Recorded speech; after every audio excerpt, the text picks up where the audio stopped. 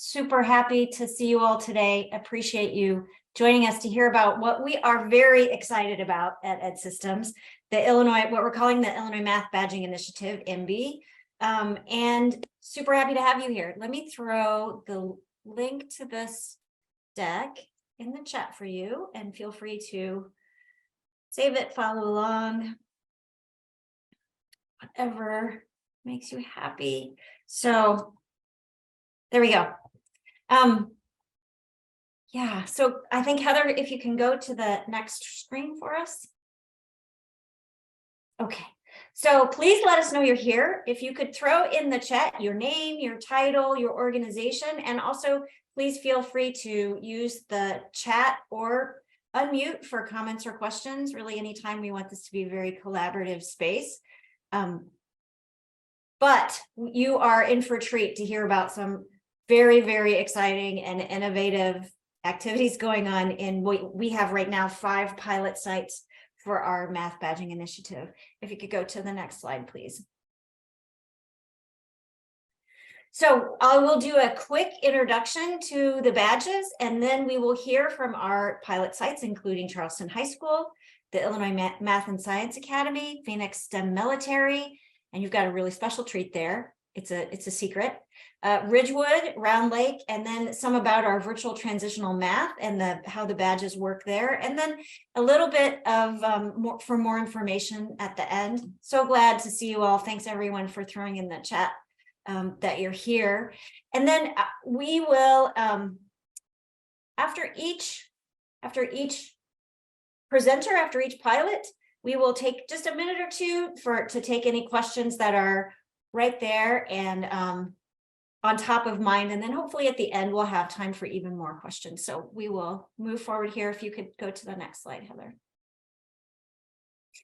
So in case you aren't familiar with the Math Badging Initiative, maybe you're familiar with badges in general, but for our purposes, for this project, we are using badges as an alternative credentialing mechanism that is aligned to the Illinois Learning Standards, aligned to transitional math competencies. The badges are stackable, and they can translate into credit for example, transitional math, an Illinois high school math course, maybe even initial college credit. So if you go to the next slide. So how do they work? The idea is that badges can allow students to justify, certify, verify learning from a broad range of sources, not just traditional seat time coursework. That might be where students will learn and demonstrate their proficiency, but also it could be something like independent study. It could be summer school. It might be work-based learning or other community-based learning that happens outside of a traditional classroom setting. Next slide, please. So why? What's the point? The idea is that math badges can help us improve math outcomes and advance racial equity because they are more strongly aligned to the math that's needed for secondary, post-secondary, and career success, because they can demonstrate knowledge that isn't captured by grades. They are opportunities to develop and reinforce math knowledge and skills. They can help to validate the learning that happens outside of the classroom, and they can be customized to fit with students' college and career interests. So it's really not just about the badges. The badges are a tool that can help and are helping these pilot sites maybe solve a problem, rework a system, change a structure, transform their teaching, focus on learning. They're a tool. You can go to the next one. So the badges are in partnership with XQ Institute, and we are super happy to partner with them.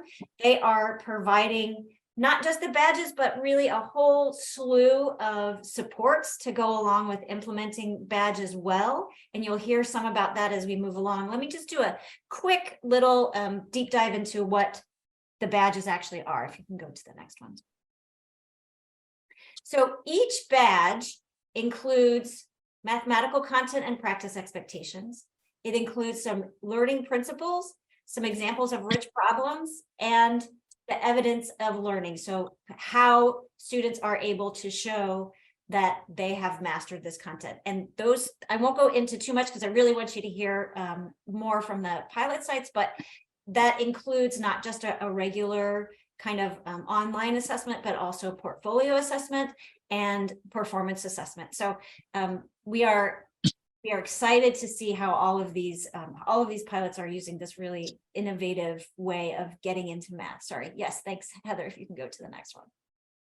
So like I said, as we go through the showcase, after each presenter, we'll have a chance to, you can have a chance to ask a question either in the chat or if you want to come off mute. We won't spend a ton of time after each one, but do want to spend a little bit of time. And then hopefully at the end, we can have some even more time if you want to save questions. We will always follow back up. If you have a question that wasn't answered, we can follow back up later with you. But really, I'm looking forward to hearing from our pilots and to having some collaborative interaction with the rest of you. So as we go through, think about what you hear that is intriguing. Think about what you're learning. Think about maybe, is there a way that you might be able to apply the idea, even if you're not in the pilot, to your own work, a way of approaching a problem, changing a system. So I will throw those in the chat as we go along, those 3 questions, but if you can keep those in mind. So I think the next one, please.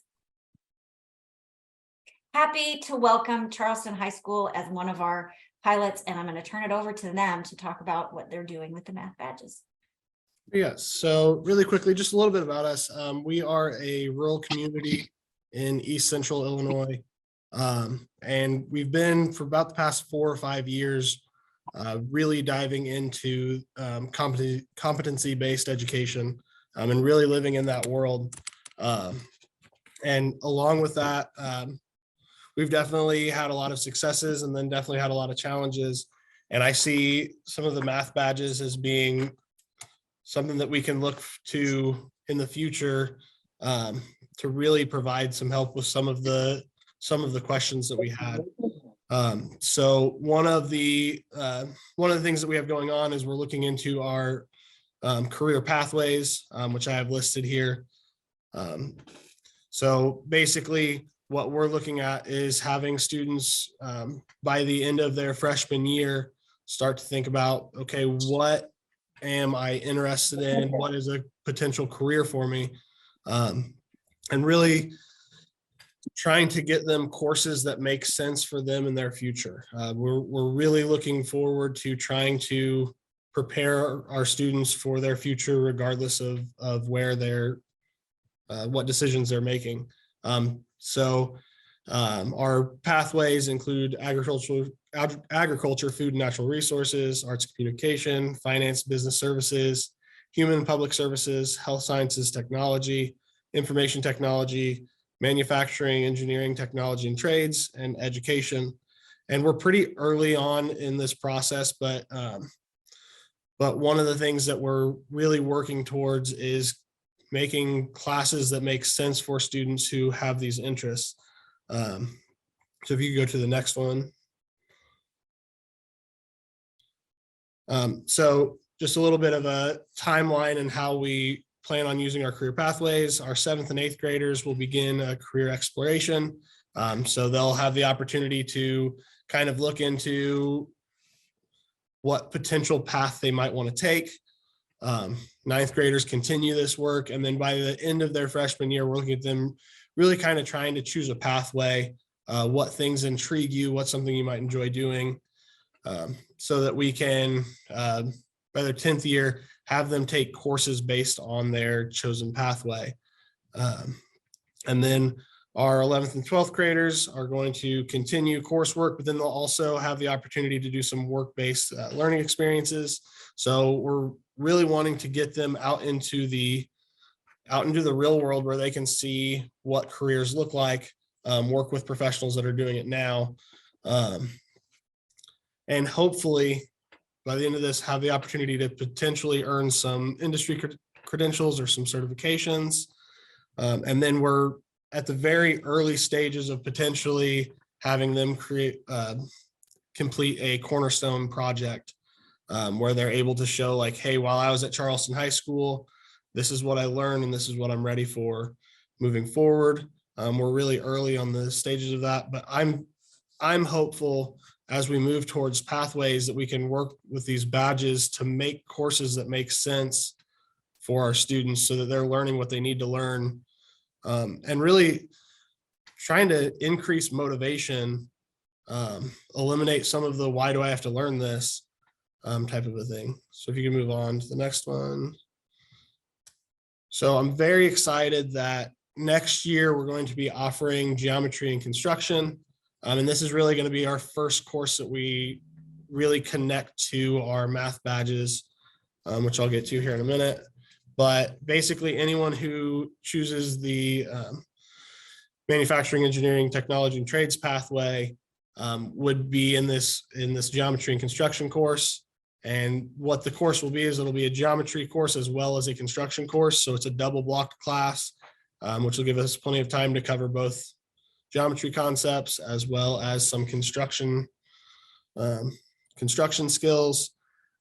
Very excited about what that can do for motivation for our students, especially those who want to get into some construction fields that maybe sitting in a regular math classroom wouldn't be appropriate for, but they can learn a lot of geometry concepts in a more meaningful way for them in this course. A lot of project-based assessments, and again, just any opportunity we can to give students meaningful learning experience, something that actually matters to them, is really important to us. So the way that I plan on utilizing math badges next school year is directly aligned with this geometry and construction course. So one of the things that I was really passionate about when we decided to go ahead and go with this course was it was important to me that we had the same rigor that we would have with a traditional geometry class. This isn't meant to be a easier version of a class. It's not meant to be like that. In fact, it was really important to me because I think that this class should contain our future engineers. Our future architects should be in this class. So it's really important to me that we maintain that same rigor that we have in our traditional classroom. So for me, that's where the math badges come in. So students are going to earn 4 math badges as a requirement for this course. And with that, they'll have a portfolio where they'll be able to show, hey, I really understand my geometry concepts. They might show it in non-traditional ways. They might show it in assessments that aren't our typical paper pencil test, but they're really going to understand their geometry concepts. So as I said before, my plan is for them to complete a portfolio for this class. And the portfolio will contain some traditional classwork, quizzes, tests, things like that. But then we'll also have on-site work, pictures of what they're doing, journal entries where they tell us, hey, this is how I use this geometry concept on this particular project. They'll have student binders where they'll keep track of everything. And then we'll also have everything documented in Empower, which is our online learning platform. So basically, sorry about that. So basically with our badges, what I foresee coming in the future is us having more freedom to get kids in courses that are meaningful to them, but have badges attached to these courses where they're showing they're creating portfolios that show that they are learning math at the same level as other students. They're just showing it in a meaningful, something more meaningful to them, something that they're going to use in their future. And then we've also just began exploring the possibility of badges being implemented for some of our more gifted students at the middle school level. Seeing if at the middle school level, if you can show that you know all of the necessary information to pass an Algebra 1 course, then there's no reason why that student shouldn't get credit for that work. So a lot of exciting things we have going on. I'm excited about the less traditional side of what we can do with the math badges and how students can show that they really understand what they're doing. And then again, on the flip side of that, students who already know material don't need to sit there through a class where they already understand everything. They should be able to show us, hey, I know these skills. I'm ready to get credit for this class. Thanks, Jeremy. We absolutely share your excitement. And even, I know you didn't say this, but you have told me in other places, the students are sharing your excitement too, because I think your class is on a wait list at this point, right? And you've got a nice diversity of students. Yeah, I'm excited about it. I think that we have so many students who question us as, why do we need to learn this? And I think that being able to put them in their environment where it's like, oh, well, here's where I'm using it. I think that students are pretty excited about it. Yeah, that's great. It's great. I think in the interest of time, I'm gonna remind you of the questions, and I think we will head to our next pilot, but please feel free to use the chat and Jeremy can respond, and we can also follow up later. So I'm pleased to welcome next Phoenix STEM Military to tell us about how they're going to use badges, and they have an extra special treat for us too.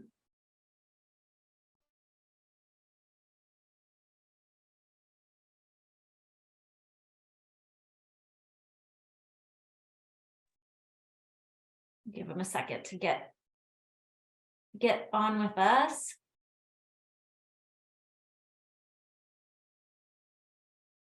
Oh, maybe they're not. Maybe we need to come back to them. Oh, Sandro, I see. Are you able to join us? Yes, we're here. We're just setting up in the background so that because we're gonna have a mini presentation in there in our showcase. So. Okay. Do you want a little bit extra time? No, we're okay. We're ready. Okay, great. Take it away. All right. So, hello everybody. My name is Sandro. I'm Mr. Carmona, and I am going to be one of the lead teachers implementing the badges over the summer. And so today we're going to answer these 3 questions. And we have a mini presentation at the end to demonstrate how this will help reach our outcomes.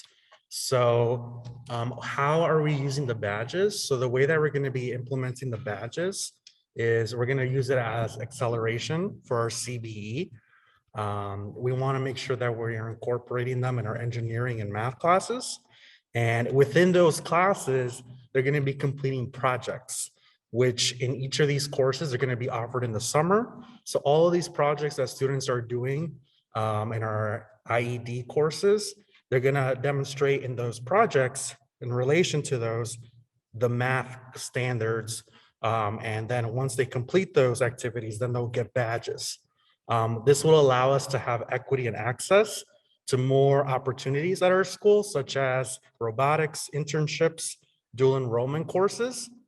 So why are we using the badges? Well, we want to promote equity for all of our students and give them the opportunity. And we also want to give students that opportunity to encourage them to explore more STEM courses. And this will help them reach to higher level math. So some of the higher level math courses we're going to be offering are AP Pre-Calc, Calculus A, B, and BC. So we want them to have access to these courses as they're progressing through the summer programs. So giving them that early exposure will allow them to, at some point, reach these courses and have access to higher level math with our program. So I'm going to give it to Ms. M. So some of our outcomes for this program, as Mr. Carmona said, is to basically overall improve our students' math and STEM skills, which will boost their confidence and allow them to explore and take more STEM courses, participate in robotics club and other clubs that are further diving into some areas. And this will allow us to have higher number of students enrolled in a higher level math and STEM classes. And we should also see more students enrolled in colleges and universities pursuing majors related to a STEM field. But I also here with me have 4 wonderful cadets who are not only already doing that, but will be participating actively with us during summer in our summer STEM courses that are going to include the math badging component. Ladies, what would you like to share? So we actually have been in a lot of the STEM programs. For example, Andrea and I, we are in the engineering course. We have been taking this class ever since it started. So we have seen it develop to how great it has become. And yeah, I guess a lot of this field has helped us not only learn more about it, but it has helped students around us get interested in the STEM field, which is nice because not a lot of schools have this opportunity and have as big as a program that we do. Students seeing all of the things that we're doing, like the projects and the classes we're being a part of, makes them want to participate in the classes, makes them want to take more STEM or math classes so they can reach higher level of like math classes or take more engineering classes or even like be a part of like the robotics team.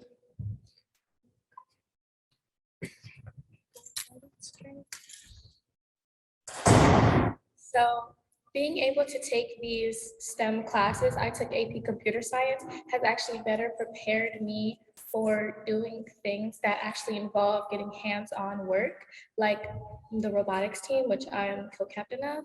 And it's actually been a great way for me to get hands-on experience with building robots and programming them so that I can further implement that into my daily life and to help better America as a country and my community. I have taken 4 STEM classes. I've taken 2 computer science classes and 2 engineering classes. And with taking those classes, I feel like it has opened up many doors for me as a career. Now I wish to pursue computer science when I go to college.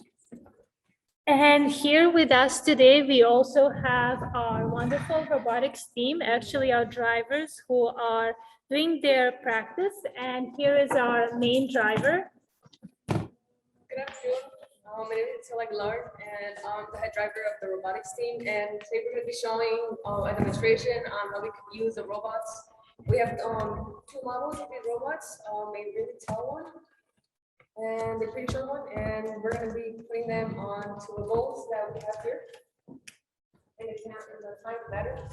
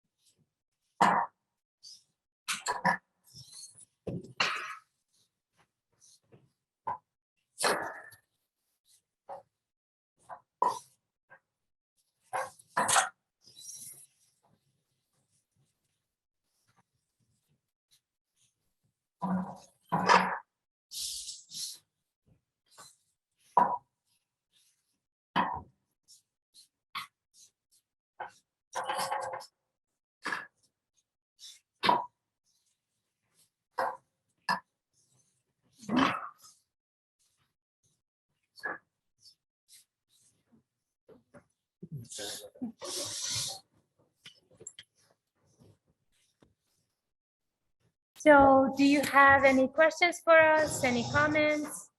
That was so wonderful. Thank you for sharing that with us. And I know that through the badging opportunity, you've also had a chance to connect with IMSA, who's also doing some neat robotics things. And that what a great demonstration of how all of those separate skill sets can work together to make something interesting. So really appreciated that demonstration. Thank you. And thank you so much to the students for taking your time to join us. Yes. That was wonderful. We appreciate your time. Thanks. Right, thank you. Thank you. So again, if you have any questions for Phoenix Military STEM, please throw them in the chat and they can answer them, or we can follow up later. Appreciate that a great deal. Thank you. That's a good way to end the day here. So we'll move on to Ridgewood. If you all want to take over and tell us about how you're using badges. How do I follow that up? That was awesome. I know. So going through how we're looking at this. So we're going to start off a little smaller next year for the 2023-2024 school year and use it in our transitional math course for our TM and TM STEM class. And those classes, the TM and the TM STEM are going to be actually housed in the same classroom. Our teacher, Zach Paz, is also on this call right now. He'll be teaching that class. And for that, it's going to provide more flexibility in earning the credit. So if the students are all in the same class, but they're completing different badges, those that signed up for TM could still earn that TM STEM credit because it's that badging system.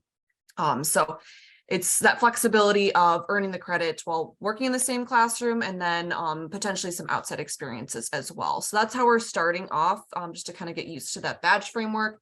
And then as we transition on into the next year, 2024, 2025, that is going to be housed in our integrated math series. So our integrated math 1, 2, and 3, and that'll provide more differentiation in those badges through different pathways. So as they get into their integrated math 3, our goal is for them to kind of figure out what they're doing. As I think Charleston mentioned, we're looking more into career pathways and looking into their senior level math course. And so if they're going to be doing dual credit statistics senior year, they'll be doing different badges than those that are going to be doing AP Calc. So it'll really depend on what their pathway is and what their career path is in the future. And so I think the badges just offer a lot more flexibility. So kind of going into why we're using the badges, again, it's all about that flexibility for us and earning that math credit. We are a competency-based school. We've been this way for last, I think, year 4 or 5 of that now. And so we're kind of progressing forward and looking for more flexible opportunities for students to earn credit through work-based learning opportunities, internships, different experiences they do. We have a flex time class that we offer in school where they can choose the class that they do each day. So we're just trying to offer more flexible opportunities for the student. And I think these badges really offer those opportunities because of the fact that there's less prerequisite skills for a lot of them. So the second point here is it provides more opportunities to get into more applicable and relevant skills that have to do with their career pathways. So as I said, as they move into the integrated math 3 class, they'll be choosing more of the badges that they want to be doing based on their career pathway and their interests. And then the assessment process is more equitable. So I think there was a question in the chat about how the badging can be more equitable. So there is the portfolio of evidence, and that is really assessing students on collecting that evidence themselves. It's not just assessing them on a standard test, right, that we're used to. And also those performance tasks give them more opportunities to show their demonstration of their mastery of the skills without just, again, taking the tests that look like we're used to from years past. So I think it provides more opportunities for those that are not the standard like student type of student, right, that is just used to doing the notes, taking the test. It gives more opportunities for all types of learners and all types of students. And then what outcomes we're hoping to achieve, more ownership and independence in their learning, especially as they start to choose their own badges. Our goal in the future, which is not in the next couple of years, but hopefully having these badges be little mini experiences for the students, and little classes, right? And this is going to be kind of like a whole school vision where we're having like kind of mini courses, micro courses, and that the students can actually choose, okay, I want to do this badge next. I need this credit, and having more ownership and independence of their badging system. And then developing their competencies and confidence in their abilities through a variety of learning and assessment opportunities. Again, we are a competency-based education system here, and we want them to develop those skills of like independence, problem solving, working with others, collaboration. So all those competencies, we want to make sure they're developing through these. And then lastly, creating a sustainable system for learning mathematics for this new generation, right? So that is just saying that we know everyone is ingrained with technology nowadays. We know students are asked to do a lot different things in the future careers than they were 30 years ago. So we have to be changing and adapting based on where we are as a society and changing the learning environment to meet those needs. And that's all we have here. If you have any questions, feel free to throw in the chat. Thanks, Crystal. Happy to have you as part of this because Ridgewood is such a leader in all of these innovation ways. So really appreciate your participation in all of this. Let's go ahead, and I think we are going to hear from Round Lake. Yeah.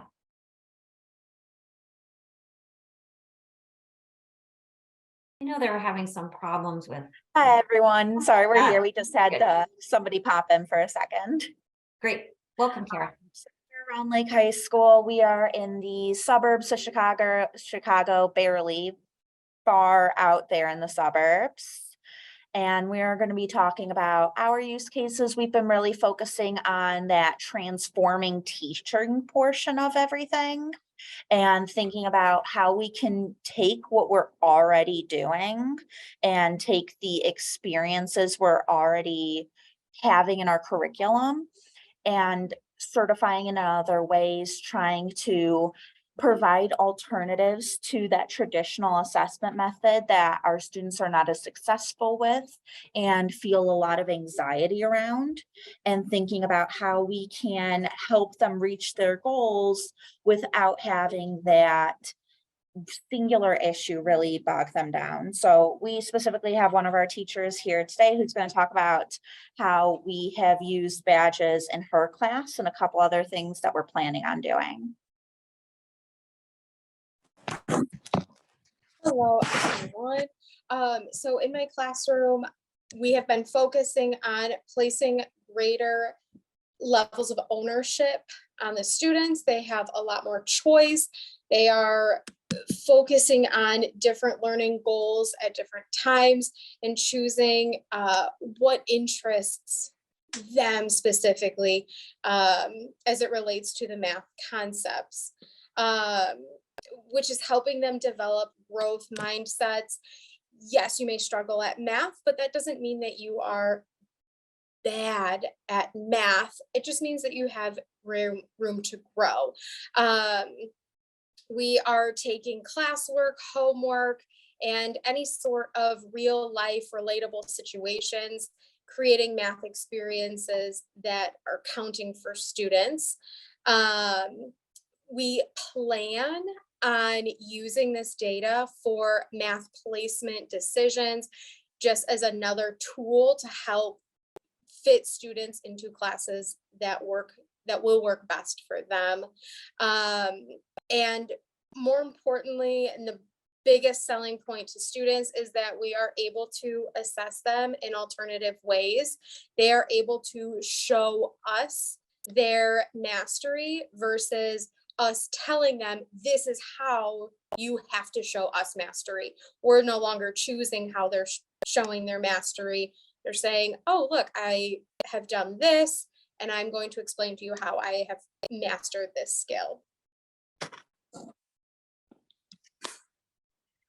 So specifically, we've been talking about how this will be a system for us to allow students to replace certain summatives, be an optional retest opportunity within our already standards-based system that allows for retesting, to create a way for students to accelerate between our levels of prep, which is a double period class, single period, and honors. It's gonna really help us with our tracking system. Currently, it really relies on map data, and we are really trying to think about how to incorporate the entire student into their placement decision rather than those singular data points. We also are talking about how this is going to play into certain courses that have prerequisites. Specifically, I feel that AP Statistics is a great example of this. Our AP Statistics course, the main barrier is that students need experience with logarithmic equations beforehand. And so it doesn't require all of Math 3, but at this point in time, we require Math 3 to get in there. So instead of taking Math 3, we'd be able to provide them with, you can take these badges and that would count to go into AP Statistics, and allowing them ways to get into other classes that they have interest in, especially since some of our students will start down in foundations, not even our Math 1 class, and allowing them chance to jump a little bit further forward to get closer to their goals. We also have been really thinking about just how do we allow students to tell us what it looks like to do math things, and just really putting that ownership on them to say, this is what that math vocabulary means, this is what that concept looks like, and this is what it means to me. Rather than us providing the meaning, we're really looking for them to do that instead. And then we are going to talk about. All right, my name is Kitty Wishart. I'm the math coordinator for Round Lake District. So some of the outcomes we want to achieve is to enrich our students' learning. So this isn't just for our highest students, but we know students have strengths and weaknesses in the different domains. So using this opportunity to enrich that, show the relevance. I think math, especially at the higher level, kind of gets lost in all of the numbers, but letting them see how the different maths can relate to their lives, bringing some joy into math. I don't know, I heard someone, I think it was Grace talking earlier about like first grade, middle of first grades. A lot of students lose kind of their love of learning. So how can we continue that even into the high school? And then we are a competency-based education district. So I think the badging lends itself well to being competency-based and expanding the ways that students have to show their learning and understanding, and not just the typical paper pencil test ways, utilizing the portfolio of evidence and things like that. So those are some of our big outcomes. Appreciate that. You all have also been so generous with the work that you're doing. Questions, please feel free. Great. Yeah, if anybody has any questions, if you can throw those in the chat, and maybe you all can work through that in the chat. And I think we're gonna move forward, but I will say, just appreciate again from Round Lake, you all have been really generous in sharing the work that you're doing. And I know the rest of us appreciate learning from as you move forward and develop things to make all of this work better. So turn it over to EMSA now. And I think if you all want to continue in the chat, great. And if we have time at the end, we can have some more discussion. So perfect. Angie? All right, well, thank you. So EMSA has been in a different way, how we are looking to use math badges, and look, this summer will be a big summer for us, in that we're looking at using the math badges through our Promise, which is our pipeline program. Starting with our 7th and 8th graders, which are Saturdays during the school year. So those are the 3 different groups that we will be targeting. So the first example of that will really come out in our EdSystems program this summer. I think for us, the biggest advantage with participating of this is that our Promise Math curriculum, I would have said, was reactive to needs instead of a deliberate progression based on needs. And so as we really dug deep into what students need, what holes may exist, we realized that our past history has been to fill those gaps with Band-Aids of what they need to get through. And what the MB process has allowed us to do is really given us a tool to ensure deep understanding and looking at what a portfolio can exist. So we're going to create a pilot curriculum beginning this summer. Sorry, I'm looking at my notes. That is really focused deeply on one badge in an intense way that's an integrative STEM. And then that would be able to translate out to additional summer programs, both offered IMSA, but also being able to share that curricular work statewide within the pilot sites and really do some deep curriculum development of hands-on STEM projects. David's going to talk a little bit about where we've started with that. Our biggest goal as we look at this pipeline of students, because we will have students coming from all over the state, all different schools, many of them not involved in the pilot, is really focusing on that idea of a student portfolio. So students begin to have ownership as to what they know, whether it comes from their homeschool things, whether it comes from other experiences, whether it comes from the IMSA activities and curricula that we do, but that they're really being able to advocate for themselves as a mathematician. And so the promise focuses on our historically underrepresented students with limited opportunities.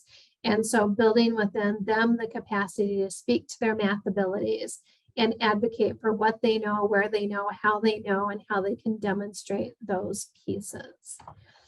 So the major work of this year was really to align all of our pre-assessments and placement tests to the badges to determine greatest area of needs. IMSA is in a unique situation where we don't use the Illinois state standards in our curricula. And so again, it has been a very reactive, responsive system when it comes to our Promise Math curricula. So this has allowed us to really ground into great math practices. And we are creating, as I said, the curriculum of 20 to 30 intense content hours for each badge, really based on integrative STEM projects. And then work that we've explored this year that we are continuing to explore that seems to be taking every curvy path possible to get there are the robotics camps for any Illinois high school student that would include components of the badges, potentially completing an entire badge. We are kicking off this year summer engineering internships and research opportunities for current IMSA students. We're also shifting to a J-term course. And so our Paul is on the call from IMSA. We had a great conversation about using a J-term for students before they enter the higher level math course to solidify or introduce those skills for current math students at IMSA. And then also looking at the potential of creating modules that would be asynchronous, remote, for students who, based on their placement scores, are really falling in between two math courses, to be able to give them those tools and that math advocacy to be able to go to that higher level course, where in the past we've been a lot more conservative in student placement to ensure they would be successful when we don't know a lot about them. So specifically our students coming through this pipeline program would have the advocacy to tell us or their high school what they know about math and why and how, and be able to really speak to their life as a mathematician. David's going to give a brief overview of the curricular pieces that we have developed or in the process of developing. So if you want to move forward, he's got a couple examples to share. Yeah, these are some samples of activity that I have developed. Pretty much, you're looking at hands-on, inquiry-based, and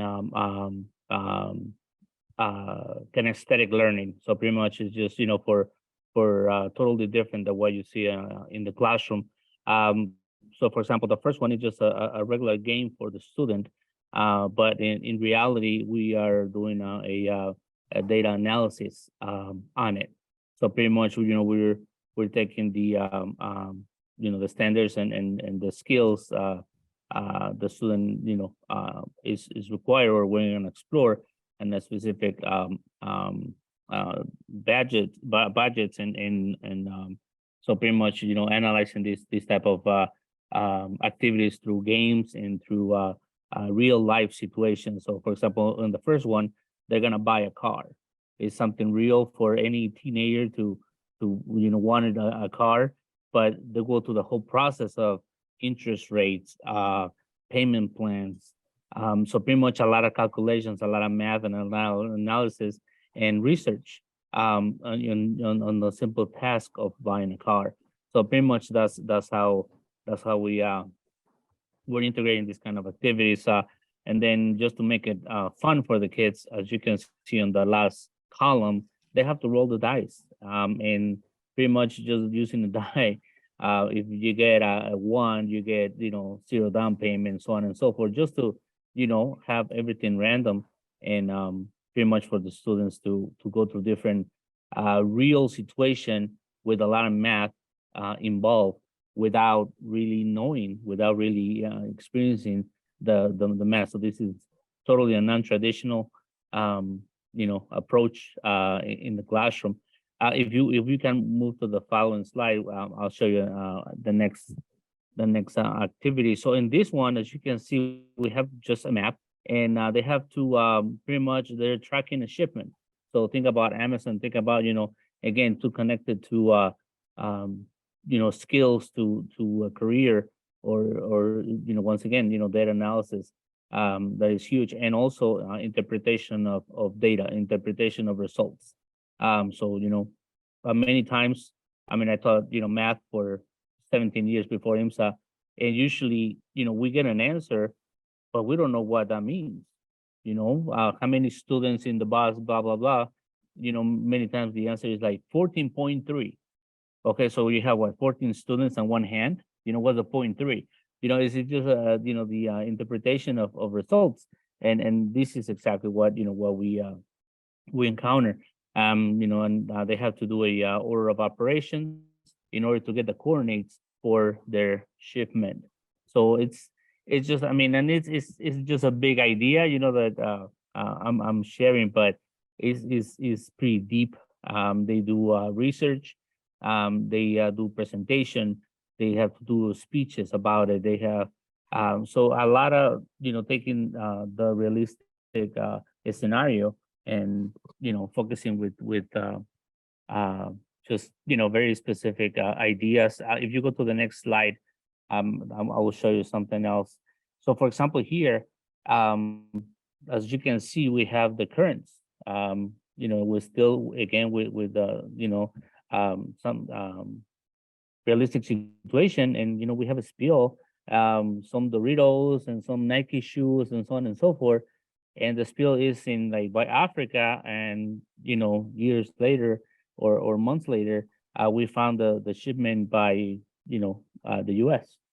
How did it end up over there? So pretty much it's another analysis, and open critical thinking situation for the students to actually express and demonstrate mastering in a very basic situation. Actually, these kind of skills are essential for a career that will pay $50-$60 an hour for somebody to to do this kind of analysis. So again, we approaching these activities and this curriculum as closer to real life situation, with the skills necessary, not just to find a career, but pretty much to open a pathway for either a 4-year college, just a career, some kind of license or something, like pretty much anything.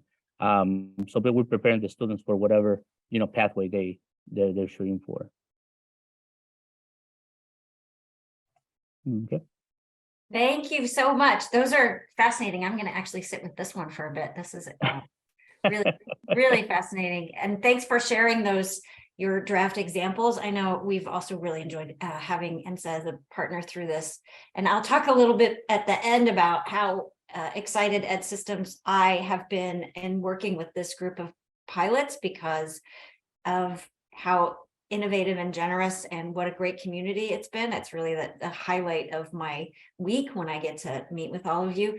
But so I just said all of that, but let me first turn to Heather, who's also going to talk about what we call about our Uber pilot, which is virtual transitional math. And so Heather, I'll turn to you. Yeah, thank you, Ginger, and thank you to all the communities and the students we got to see today. And so, yes, this is our Uber pilot. So if you're familiar with transitional math, we do have statewide competencies that are defined, but this is coming up through next school year. So this course will be offered through Illinois Virtual Schools and Academy, or IVSA, as you might know them. But it's going to be a mix. Those of you who are very familiar with transitional math, QL stats, it's very much about that kind of team-based, project-based learning that happens towards the end of each unit. So this course will be asynchronous through Canvas and have those components and learning as it is through the competencies. But at the end of each unit, their students will engage in teams. These could be teams from across the state, which is kind of cool, but they'll be doing that through an experiential learning platform called Practera. So they really will still have, you know, that team-based component, that open-ended problem, that defined piece there to really grapple with what the solution is to that through that experiential platform. So I just want to make a note too. We are working with a community college in the state to get that statewide portability. This course as a full package, if you do the full package, you use the IVSA teacher of record, then you would be guaranteed that statewide portability through that process. But I also wanted to put out there that you can participate in an adjusted model, like Ridgewood is piloting some of these right now, right? Some of these projects with Practera, and through that local approval with your community college, you could use some of these components, right? Maybe you have your own teacher you want to guide through here, but we are very much working closely to then say, like, especially in those experiential projects at the end of the unit, what are those evidence? What are those pieces that really align to the badge, and how would that help a student build a portfolio for this course? So just want to put that out there. I know Ginger has shared this presentation before. We'll share as a follow-up, but there's a recording and a presentation from an info session that really digs in on this. And then also an interest form too, if it's something you are interested in and enrolling your students in. Thanks, Heather. Yeah, great stuff to figure out how to do, you know, team-based challenges across the state. Really innovative. Again, such good stuff. Those are our pilots. If you are interested in more information about the math badging initiative, there's a link there. We will also send out the recording in the deck from today. We, as I was mentioning before, it has been such a good community, and also XQ has been great to work with, all of us working together when we don't really know exactly where we're going, and everybody's participating to try to keep it going in the right direction. And so we will keep you all updated as things move forward. Some big implementation happening over the summer and next year. If you're interested in learning more about becoming a pilot site, we anticipate having a few more pilot sites join us next year. Just please email me. And so we have a few more minutes. If anyone, maybe you can stop sharing, Heather, and then if folks have questions that they want to talk about here, or if you have to carry on with the rest of your day, really appreciate all of the presenters today and look forward to continuing to see all of you in all the great work that you're doing.